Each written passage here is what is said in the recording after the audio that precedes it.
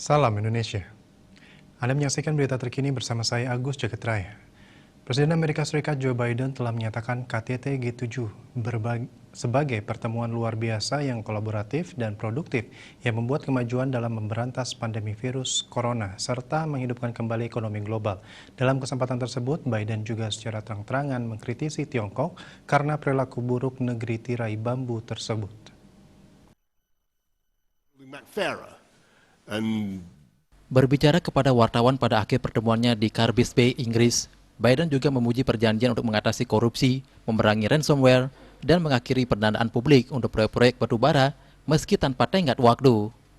Para pemimpin G7 yang menandatangani deklarasi Teluk Cardiff bertekad untuk mengakhiri pandemi dan bersiap untuk masa depan, serta menghidupkan kembali perekonomian dengan dukungan 12 triliun dolar yang diberikan selama pandemi. Para pemimpin lain termasuk tuan rumah Perdana Menteri Inggris Boris Johnson menggemakan pernyataan Biden untuk membangun kembali dengan lebih baik. Pernyataan penutup yang diberi nama sesuai lokasi KTT G7 di kota tepi laut Cornwall, Inggris, mengakui perlunya mengatasi akar pandemi di tingkat global.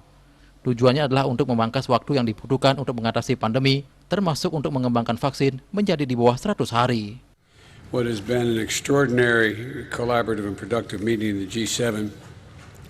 Everyone at the table understood and understands. Diskusi kepala negara Inggris, Amerika, Kanada, Prancis, Jerman, Italia, dan Jepang juga dihadiri oleh para pemimpin kesehatan global dari Korea Selatan, Afrika Selatan, dan Australia. Perdana Menteri India Narendra Modi ikut serta secara virtual. Ikut hadir pula Sekjen PBB Antonio Guterres dan para pemimpin organisasi internasional lainnya. Untuk mencegah penyebaran COVID-19, ingat pesan Ibu, selalu terapkan 3M, wajib memakai masker, wajib mencuci tangan, dan wajib menjaga jarak, serta wajib menghindari kerumunan.